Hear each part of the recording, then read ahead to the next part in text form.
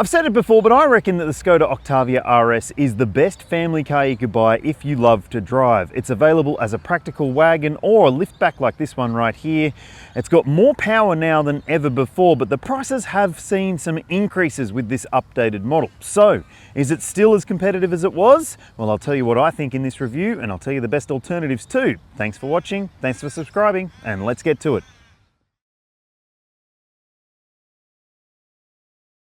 Prices for the Skoda Octavia RS have gone up significantly with this updated model, and that's because Skoda has basically decided to add an optional package from the previous model as standard equipment for the new model. And 4 out of 5 customers were apparently doing that on their own. So, hey, it makes sense that there is more offered in this updated version. Just keep in mind there are liftback prices and wagon prices. The wagon will cost you $1,500 more, and if you want it with a sunroof, that'll cost you even more again. But now you're getting extra standard equipment, including things like the adaptive suspension system. You've also got power adjustable front seats with memory settings, lumbar and massaging functions as well, a head-up display, tri-zone climate control, and a sound system with 12 speakers. Other standard equipment for this updated version of the Octavia includes things like matrix LED headlights and full LED lighting around the car. There's 19-inch alloy wheels with aero covers, so you can pull those covers off if you don't like the look.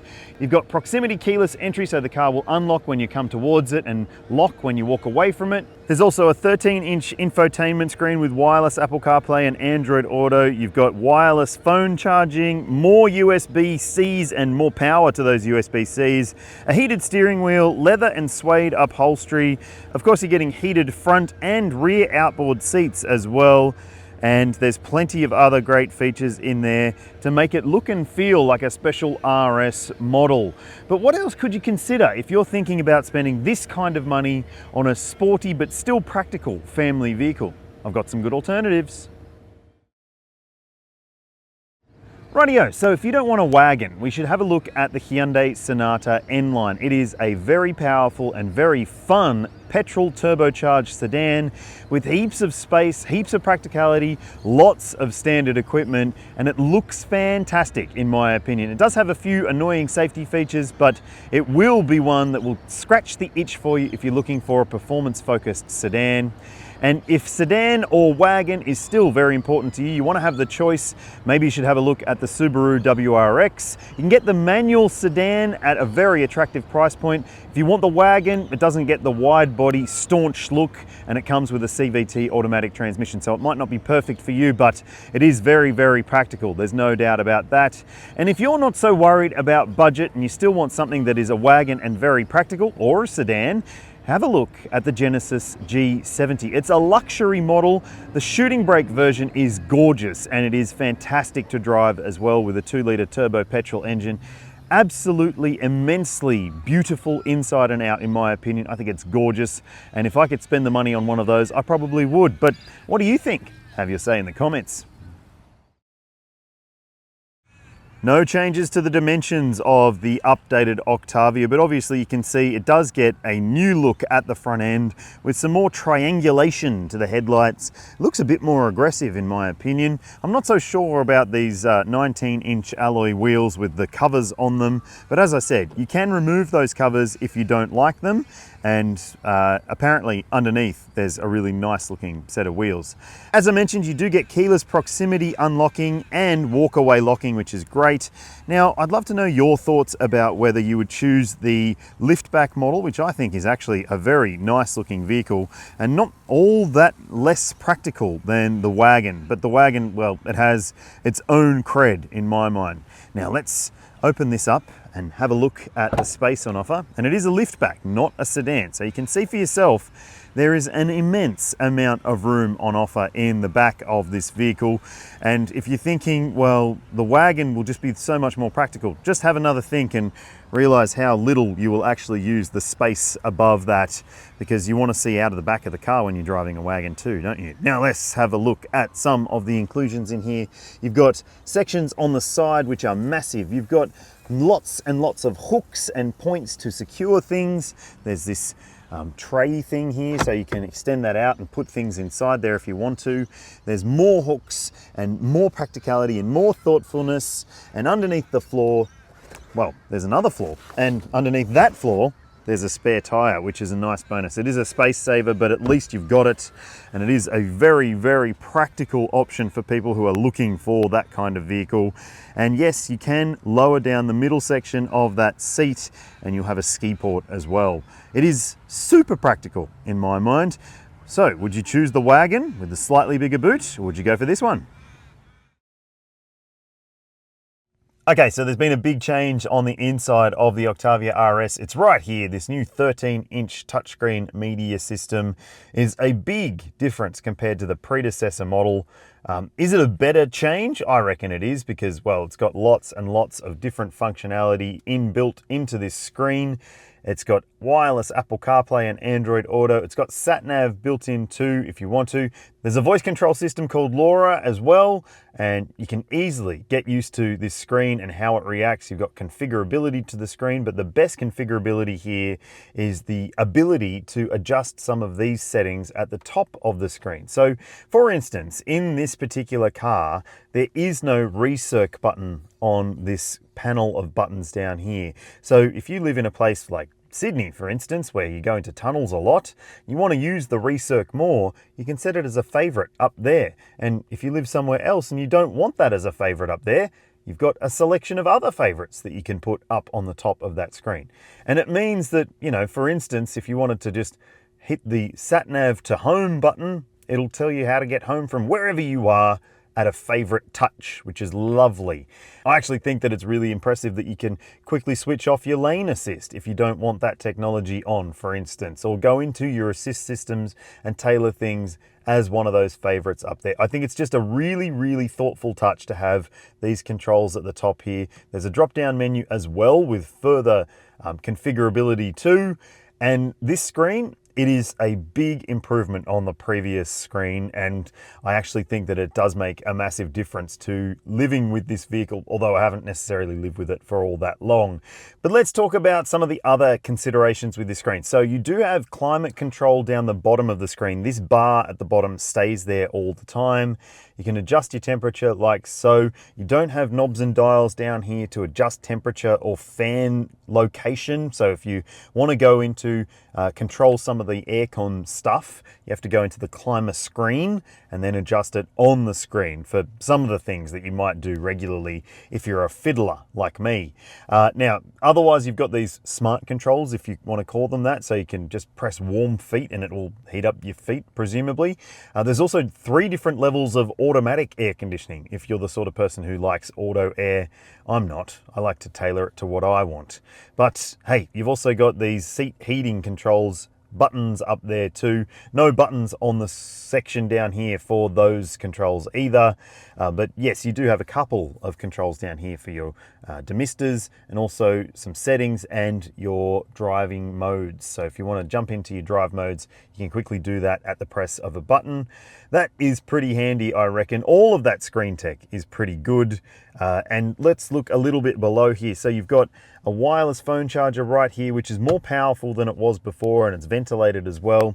You've got better USB charging as well. So USB-C, they're faster charging now. Still the same little shifter as you had before. Still the electric park brake. Still decent sized cup holders and this interesting insert for your phone, I guess. A small center console bin. You can cover this cup holder section up if you don't have that insert in there. You've got lined door pockets, which is a huge bonus. Means things won't rattle around. Got a decent sized glove box as well. Lovely trim finishes on the inside of this car. I think it looks fantastic and feels pretty primo. The steering wheel has the perforated finishing and the RS or VRS, as it's known in other markets, emblazoned down the bottom there. I really like the steering wheel. I think it's beautiful to hold on to, and no annoying controls on it. Like, it's got actual buttons and dials rather than haptic controls. And yes, the steering wheel heating button is up there too. It might take a little bit of time to get used to using the stalk for the cruise control. I'm sure you will. It's not that difficult. And you've also got this driver info display in front here, and it has a bit of configurability to it, so you can change the display modes and make it how you want it to be, to a degree at least. It is a nice bit of tech and easy to see what's going on with your car's vitals at a glance there too. Otherwise, you've got some illuminated vanity mirrors up here, a little ticket holder. There's another parking ticket holder over there. There's an auto dimming rear vision mirror, lights up here, no connected services for this car, so no SOS button, but you do get a very decent sized sunglasses holder and grab handles even for the driver. I love that. I think it's just a nice inclusion. All right, let's check out the back seat space and practicality. Okay, this seat is set for my driving position. I'm 182 centimeters, or 6 foot tall, and look how much space I've got. A lot is the answer. Heaps and heaps of room in this liftback model and in the wagon too, and lots of foot wiggle room. Headroom, even in this liftback one, is perfectly acceptable. Lots of space for tall teens if that's what you need. You've got grab handles up here, coat hooks, another coat hook over here. There are lights in the ceiling as well. Nice bonus in my opinion. It might be something you want to keep in mind, but you can't get the liftback model with a sunroof. I don't know if that really matters, but it might matter to someone out there. And there's plenty of great practicality on offer too. You've got some map pockets with device holders on the seats. There's this little tray down here. It might actually be removed very quickly by most people because it can get in the way, but you've got these little adjustable strap sections for your cups or bottles. You can see here, this is where you can control your rear seat heating, so your window seats get heating in the bums, which is nice. There's also USB-C ports down there, climate control so you can adjust the temp for those riding in the back. You've also got directional air vents, which is a nice bonus. Up in the doors, you'll find some decent sized storage, again, with lining, which is excellent. Nice soft elbow pads on the doors, and you even get sunshades so you can block out the light in the back if you want to. Now, this particular car has this fold down armrest section fitted with a device holder, and cup holders are there too, but they're null and void when you've got the device holder in the way there. And you can see there, you've got ISOFIX points in the window seats. There are 3 top tethers as well, and you could fit 3 kid seats across the back if you needed to. It is a broad cabin, very comfortable, very practical, and extremely amenable. It's one of the best you can get if you're looking for a practical family car, and I think it's a very comfy backseat experience. It's a familiar story under here, but a more powerful one. So 2-litre turbocharged petrol 4-cylinder engine, now with 195 kilowatts of power. Previously, it had 180 kilowatts. The torque number is the same at 370 Newton meters, and all of that has to go to the ground via a 7-speed dual clutch automatic transmission and front wheel drive. So still no all-wheel drive version of the Octavia RS, if that matters to you. But it is quick, there's no doubt about that. Quicker than ever before. You'll see the 0 to 100 times on your screen for the liftback and the wagon models. And yes, it's a lot of fun to drive. Let me show you. All right, people, let's go for a bit of a drive in this Octavia RS. And you might have seen my early review of the pre-update version. This is a car that makes you smile because it just handles things so well. It's delightful to drive, and if you find yourself on a beautiful piece of road like I'm on right now, it's a lot of fun too. And I think that's the big thing about it. It is more fun than most other family cars, and that's even when you're just driving in the most sedate drive mode, which is just normal in this instance.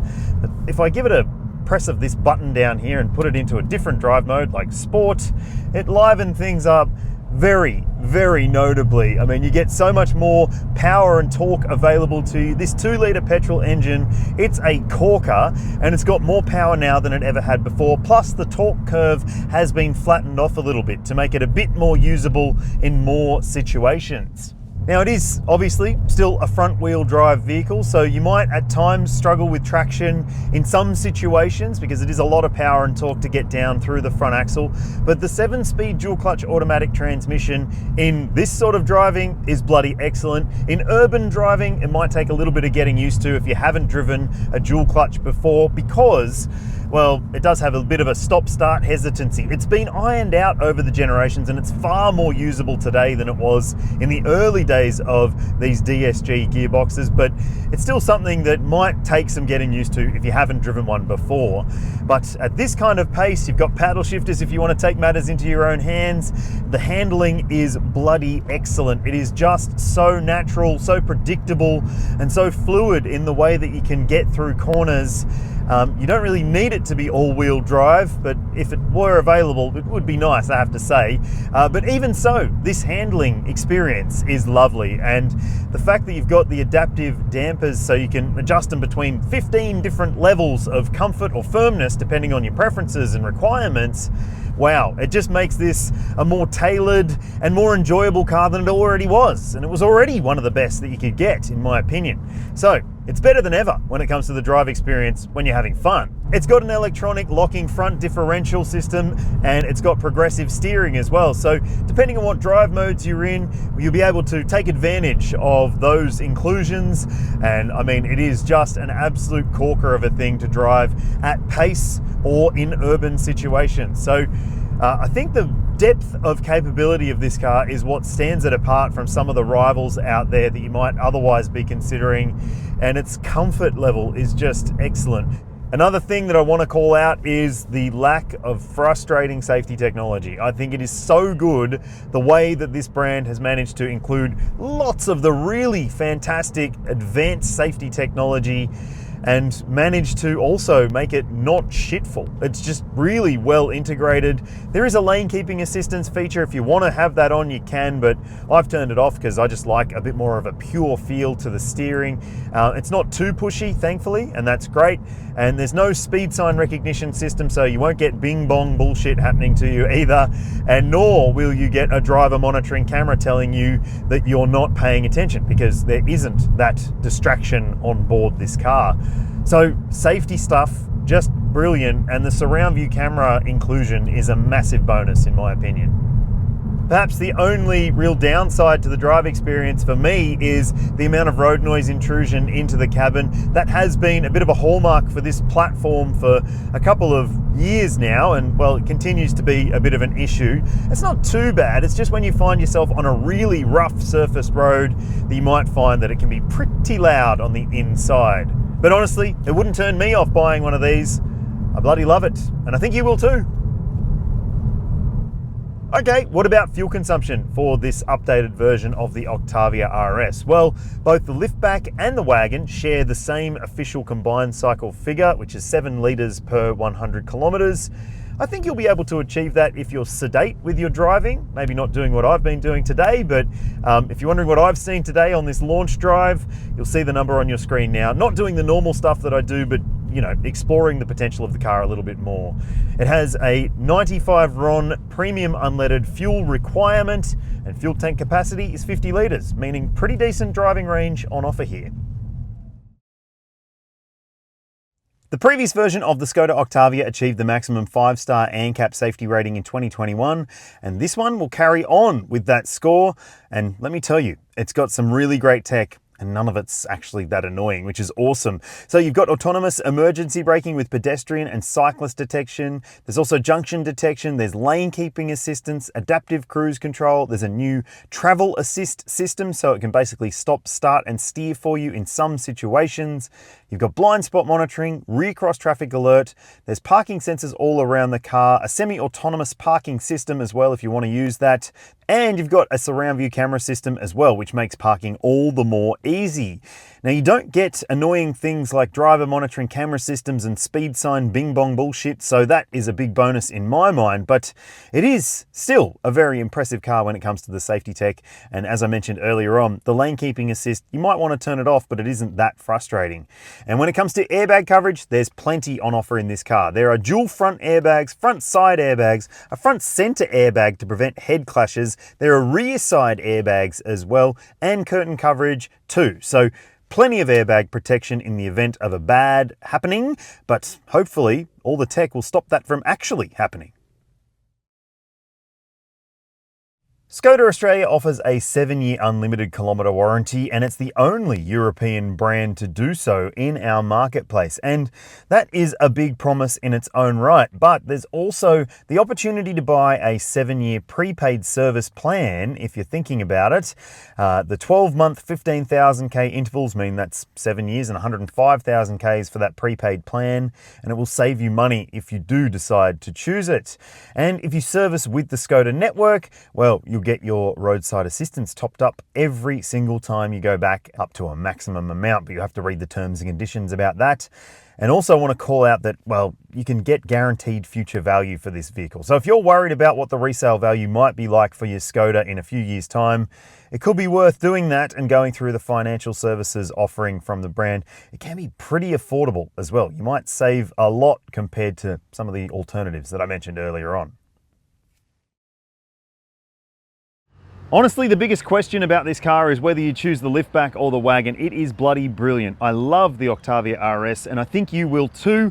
It's practical, it's fun, it's functional, and it's well priced and offers plenty of equipment for the money. So, would you pick the Octavia RS? Would you choose one of those alternatives? And which body style is your style? Let me know in the comments section. Thanks for watching, thanks for subscribing, and I'll see you when I see you.